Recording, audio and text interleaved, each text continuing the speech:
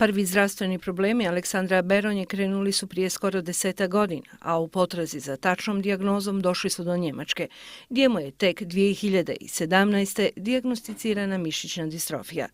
Savjet ljekara u ovoj zemlji bio je operacija, što je ipak odgođeno dok se ne završi faza puberteta i razvoja.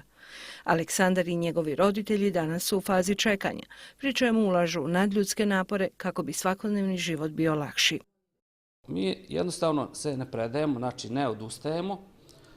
Pogotovo su nam u doktoru Njemačkoj rekli, njegov život zavisi od nas. Znači kako mi napravimo život, tako će biti i on. Znači mi nećemo odustati, mi ćemo se boriti, tražit ćemo, radit ćemo stalno sa njim, tako da on neće osjetiti neku prazninu onu koji ide. On je dječak koji je jako veseo, uvijek je nasmijan, dobar je učenik, bavi se šahom. Baš mu ova tehnička škola jednostavno leži, vjerovatno će ovdje upisati tehnički fakultet, tako da vidit ćemo.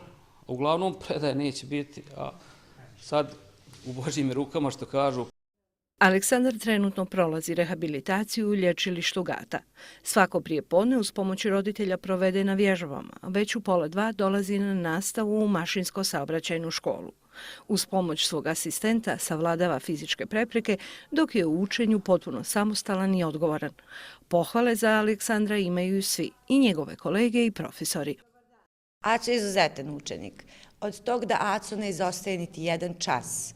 Ja mislim u njegovom 4-godišnjem školovanju da on možda izostao neki dan u slučaju kada je morao ići raditi neke možda liječničke pretrage i to. Znači kiša, snijeg, sunce, u svakom slučaju Aco je tu prisutan. Rekli bi primjer svima ostalim? Više od primjera, vjerujte mi. Više. Često ga koristim, znači ružno reći koristim, da ukažem drugima da to se može i da to se ako želite, ako hoćete, da možete postići taj odličan uspjeh. Ja i Aco smo dobri drugovi, uvijek se družimo.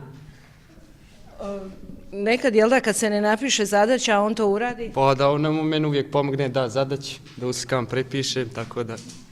Znači da je pravi školski drug? Jeste. Ima li nekad svađe? Nema, nikad ne smije mi sa njim svađati. On je opasan, zato se mi ne smijemo svađati sa njim. Sada već maturant, Aleksandar će nakon mature steći zvanje operatera na CNC mašinama. Iako ne priča puno, uspješan je u svim predmetima, što pokazuju i njegove ocjene. Stručni predmet smo glavno najbolji. Znači da je to nešto što te zanima, što želiš raditi? Jeste, da.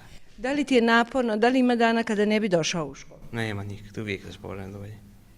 Svaki dan želiš doći? I ovih dana kad ideš na vježbe i satima se ugati, ne propuštaš nas? Ne, nikad.